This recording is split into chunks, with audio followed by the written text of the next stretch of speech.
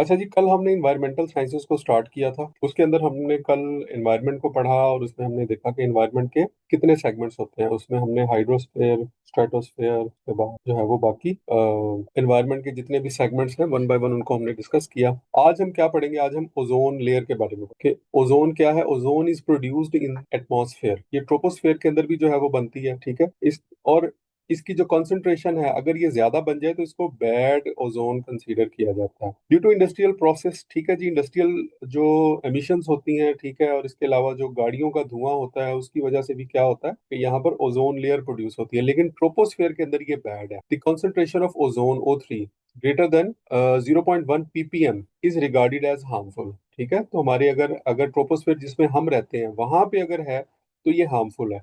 लेकिन हमने देखा है कि ओजोन लेयर जो है वो एक फ्रेंडली भी होती है हमारी। वो कहाँ पे होती है? वो स्ट्रेटोस्फेयर में होती है, ट्रोपोस्फेयर में नहीं होती, ऊपर वाली लेयर में मौजूद होती है। वो हमारे लिए हेल्पफुल होती है बिकॉज वो जो अल्ट्रावायलेट रेज होती है उनको रोकती है। There is a protective layer of ozone between 15 to 60 kilometre. ये स्ट्रेटोस्फेयर के अंदर, ये अब उसकी बात हो रही है, ये गुड ओजोन की बात हो रही है। Above the surface of the earth the thickest layer of ozone is present at 23 kilometre above the surface of the earth. यानी कि 23 किलोमीटर ऊपर चले जाए तो इसकी एक थिक लेयर वहां पर मौजूद है। Ozone absorb harmful ultraviolet rays of the sun. Sun की जो हार्मफुल रेज हैं उसको क्या करती है? ये एब्जॉर्ब कर लेती है। UV rays can cause cancer in the human being and also detrimental to the organic matter necessary for the life। ठीक है जी।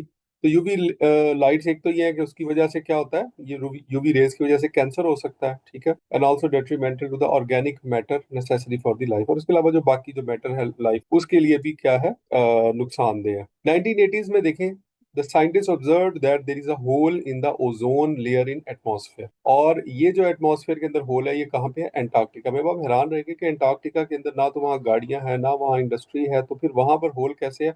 तो वो फिर ये वो इस वजह से नहीं है, ठीक है, वो एनवायरमेंटल डिग्रेडेशन की वजह से नहीं है, बल्कि वो वहाँ के एनवायरमेंट की वजह से। मैं अभी आपको बताता हूँ कि वहां पर एक्चुअली सिचुएशन क्या है। ये जी ओजोन होल है। जस्ट एक मिनट जरा होल्ड कीजिएगा, मैं एक कॉल अटेंड कर लूँ। अस्सलाम वालेकुम जी। अच्छा जी, ओजोन के अंदर होल अब क्या है और क्यों है, इसके ऊपर हम लोग बात कर रहे हैं। The ozone hole over Antarctica is not due to local pollution but due to the global chemical emissions. ठीक है, ग्लोबल जो केमिकल इमिशंस है, ये केमिकल रिएक्शंस जो है उनकी वजह से। अब ये जो CFCs हैं, क्लोरोफ्लोरोकार्बन्स हैं, रिलीज होते हैं वर्ल्ड वाइड पूरी दुनिया से। ये आमतौर पे कहाँ पे होते हैं? तो ये जो CFCs हैं ये कहाँ से रिलीज होते हैं? आपके AC से, ठीक, आपके फ्रिज से, रेफ्रिजरेटर, ठीक है, और बाकी जितनी भी आपकी कूलिंग के आलात हैं उन सब में से। World wide reach the upper atmosphere and release chlorine. और ये क्लोरीन को रिलीज करते हैं जो कि डिस्ट्रॉय करती है ओजोन। ठीक है, एंटार्क्टिका जो है वो एक्सट्रीमली कोल्ड टेम्परेचर है वहां पे।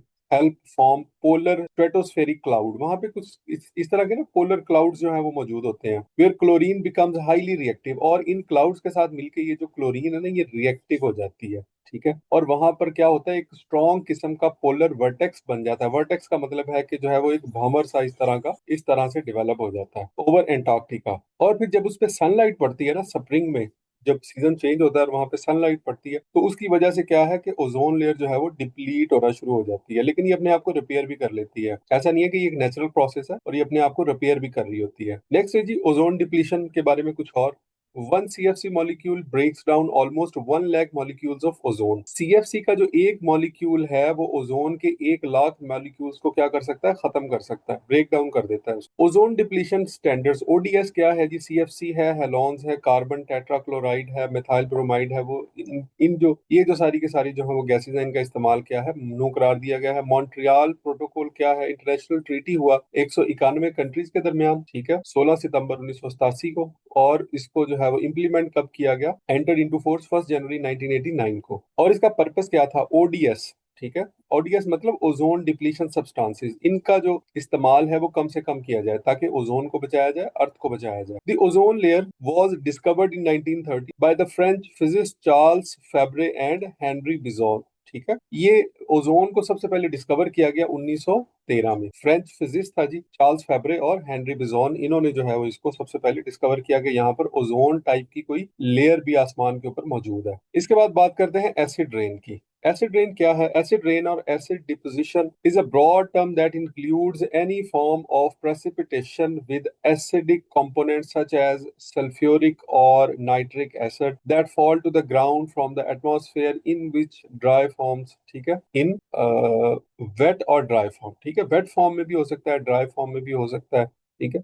ये डायरेक्ट जो है वो ऐसा नहीं होता कि ऊपर से आसमान से एसिड बरस रहा होता है, बल्कि ये जो रेन होती है इसके अंदर जो है वो एसिड की क्वांटिटी मौजूद होती है, ठीक है, एसिड की जो है वो एक एक सर्टेन क्वांटिटी मौजूद होती है। This can include rain, snow, fog, hail और even dust that is acidic. कोई भी चीज जो है वो रेन भी हो सकती है, स्नो भी हो सकती है, फॉग भी हो सकती है, कोई हेल स्टॉर्म वगैरह भी हो सकता है, या फिर कोई डस्ट भी हो सकती है जो कि एसिडिक होती है। अब इसकी रीजन क्या है? Acidic rain results when sulphur dioxide and nitrogen oxides, ठीक है, NOx और SO2 are omitted into the atmosphere and transported by wind and air currents, ठीक है। तो ये हवा के अंदर जब ये खारिज होती हैं इस तरह की गैसेस, तो उसके बाद क्या होता है? SO2 और NOx जो है वो react with water, oxygen, water और ऑक्सीजन जो कि हवा के अंदर आमतौर पे मौजूद होते हैं, और दूसरे जो केमिकल्स हैं, और ये तो फिर जब उनके साथ इनका केमिकल रिएक्शन होता है तो सल्फ्यूरिक और नाइट्रिक एसिड जो है वो हवा में बन जाती है, और जब बारिश आती है तो बारिश के साथ नीचे आ जाते हैं। These then mix with water and other materials before falling to the ground, ठीक है, और ये जमीन पे बारिश के साथ आ जाते हैं। अगर आपने देखा हो कि एक इसके एसिड रेन के कॉन्टेक्स्ट में एक फिनोमिना जो है वो मौजूद है, वो ये है, वो क्या फिनोमिना है? वो ये है कि इंडिया के अंदर जो ताजमहल है वो वो डीफेस हो रहा है, यानी उसका कलर जो है वो चेंज हो रहा है, सही है।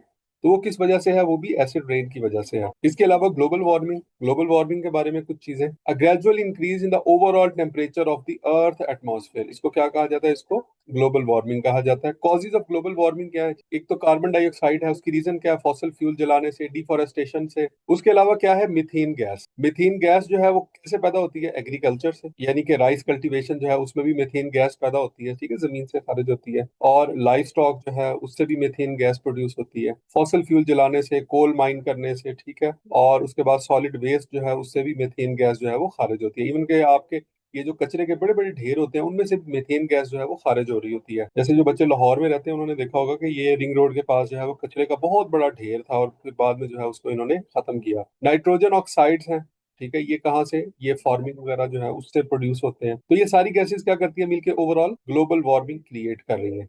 अच्छा, ग्लोबल वार्मिंग के बारे में थोड़े से कुछ इंटरेस्टिंग चीजें मैं आपको एक बात बता दूं कि ग्लोबल वार्मिंग जो है वो इतनी खतरनाक है कि जो जो प्री इंडस्ट्रियल आपका अर्थ का टेम्परेचर था ना, प्री इंडस्ट्रियल अर्थ का टेम्परेचर जो था वो था तकरीबन 14 डिग्री सेंटीग्रेड, ठीक है, ये डिग्री सेल्सियस। अगर इससे बढ़ के 2 डिग्री इंक्रीज हो जाता है, ठीक है, 2 डिग्री सेल्सियस जो है टेम्परेचर इंक्रीज हो जाता है, तो इसका इम्पैक्ट ये होगा कि अर्थ के जितने भी ग्लेशियर्स हैं वो क्या हो जाएंगे? मेल्ट हो जाएंगे। अर्थ के जितने भी ग्लेशियर्स हैं वो क्या करेंगे? मेल्ट हो जाएंगे। और आपके लिए, आप सब लोगों की इंफॉर्मेशन के लिए, कि पोलर रीजन के बाद, आफ्टर पोलर रीजन, ठीक है, नॉर्थ पोल और साउथ पोल के बाद सबसे ज्यादा ग्लेशियर जो है वो कहाँ पे है? पाकिस्तान। इसी वजह से हमें ग्लोबल वार्मिंग की वजह से सबसे ज्यादा खतरा भी है। अच्छा जी, टाइप्स ऑफ रॉक्स देखेंगे उसके बाद। 3 टाइप्स होती हैं जी रॉक्स की, इग्नियस है, सेडिमेंट्री है और मेटामॉर्फिक रॉक्स, ठीक है। ये इनकी शेप्स है जी। इग्नियस रॉक किस तरह की होती है, सेडिमेंट्री कैसी होती है, और मेटामॉर्फिक की शेप जो है वो आमतौर पे कैसी होती है। इग्नियस रॉक क्या है?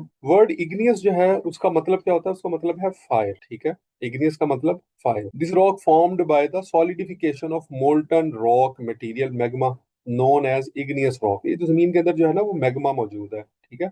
रॉक्स जो है वो मोल्टन फॉर्म के अंदर मौजूद है, पिघली हुई रॉक्स हैं, लेकिन जब वो सख्त हो जाती हैं तो फिर वो क्या बन जाती हैं? वो इग्नियस रॉक्स बन जाती हैं। मोस्ट इंपॉर्टेंट इग्नियस रॉक्स जो कि हम आमतौर पे जानते हैं जिनके बारे में, ठीक है, वो ग्रेनाइट है और बेसाल्ट रॉक्स है और गबोरो रॉक्स वगैरह हैं, ये ऊपर जमीन के ऊपर मौजूद है। और इसमें से जो ग्रेनाइट है वो कंस्ट्रक्शन पर्पस के लिए भी आमतौर पे इस्तेमाल किया जाता है, इसलिए घरों के अंदर भी अक्सर लोगों ने लगाया होता है। ब्लैक ग्रेनाइट जो है वो बड़ा फेमस है। उसके बाद आ जाती है जी सेडिमेंट्री रॉक, ये दूसरी टाइप है। Sedimentary rocks are formed from the deposition and compaction of the rocks mineral grains derived from other rocks. दूसरी रॉक्स से जो मिनरल्स वगैरह जो है, ग्रेन्स वगैरह जो है वो गिरते रहते हैं और उन पे वजन पड़ता रहता है, ठीक है। और सदियों से जो है वो ये काम चलता चला, ठीक है, बिलियंस ऑफ ईयर से जो है वो ये चीजें हो रही है। उसकी वजह से सेडिमेंट्री रॉक्स बनती हैं। उसकी वजह से क्या बनता है जी? सेडिमेंट्री रॉक्स बनते हैं। एक डिपोजिशन डस्ट पार्टिकल्स वगैरह की, ग्रेन्स की, डस्ट ग्रेन्स की, मिनरल ग्रेन्स की, और उसके बाद उसकी कंपैक्शन, यानी उसके ऊपर जो वजन वगैरह आता रहता है वक्त के साथ साथ, तो एक लेयर्स आपको यहाँ पे बनी हुई नजर आती रहती है। तो इसको क्या कहा, इसको सेडिमेंट्री रॉक्स कहा जाता है। फिर आ जाती है जी metamorphic. The word metamorphic has been derived from two Greek words, meta means change and morpha means shape. ठीक है, मेटा का क्या मतलब है, चेंज, और मॉर्फा का क्या मतलब है, shape. Metamorphic rocks are formed from igneous as well as sedimentary rocks but are different from them. ये इग्नियस और सेडिमेंट्री रॉक से मिलके ही बनती हैं, ठीक है, लेकिन इनकी शेप जो है वो थोड़ी सी over the period of time change हो जाती है। जैसे कि सैंडस्टोन है, लाइमस्टोन है, ठीक है, मीका वगैरह है। लाइमस्टोन जो है ये चूने का पत्थर होता है, ये आपने घरों में सफेदी वगैरह करने के लिए देखा होगा, ये इस्तेमाल होता है ये चूना। ठीक है, तो वक्त के साथ साथ जो है शिकिस्त और रेत के साथ क्या होता है, इनकी शेप जो है वो तब्दील हो जाती है over the period of time. और मीका जो है वो आपने देखा होगा, ये आप इस्त्रियों वगैरह के अंदर आमतौर पर इस्तेमाल होता है। ले जी, this is all about today's lecture. I hope आज के इस लेक्चर ने आपकी नॉलेज में इजाफा किया होगा। अगर आपका कोई क्वेश्चन है तो वो आप जो है वो पूछ सकते हैं, इवन के यहाँ पे मैसेज करके पूछ सकते हैं, या फिर जो है वो हमारे एडमिन के नंबर पे व्हाट्सएप करके भी पूछ सकते हैं। और again at the end of the lecture again जो है वो आप लोगों के लिए एक अनाउंसमेंट है कि जो लोग हमारा इस सेशन को ज्वाइन करना चाह रहे हैं तो वो इस नंबर पे एडमिन से रब्ता कर लें। तो जो बच्चे वाकई स्टडी के अंदर या इसकी तैयारी के अंदर सिंसियर हैं, सीरियस हैं, तो वो अपनी रजिस्ट्रेशन करवाएं और इसके बाद अपनी तैयारी जो है वो स्टार्ट करें, बजाय इसके कि आप इस चीज़ का इंतजार करें कि टेस्ट की कोई डेट आएगी और उसके बाद से हम तैयारी करना शुरू करेंगे। तो बच्चे वही कामयाब होते हैं एग्जाम के अंदर जो कि पहले से वेल प्रिपेयर्ड होते हैं। ठीक है, एग्जाम की डेट आने से पहले वो अपनी तैयारी करके बैठे होते हैं, बल्कि इवन के सीट्स अनाउंस होने से भी पहले तैयारी करके बैठे होते हैं। तो अभी सीट तो अनाउंस हो गई है, अभी ये जो दूसरी पीआरए वाली सीट्स हैं वो अनाउंस होने वाली हैं, और ये जो एमओडी की सीट्स हैं वो तो अनाउंस हो चुकी हैं। इसके अलावा भी जो भी सीट्स हैं वो अनाउंस होने वाली हैं। तो अगर आप लोग जो हैं वो इसमें रजिस्ट्रेशन कराना चाह रहे हैं तो इसमें हमारा जो सेशन चल रहा है उसके अंदर आप रजिस्ट्रेशन करा सकते हैं। Wish all the best. अल्लाह हाफ़िज़।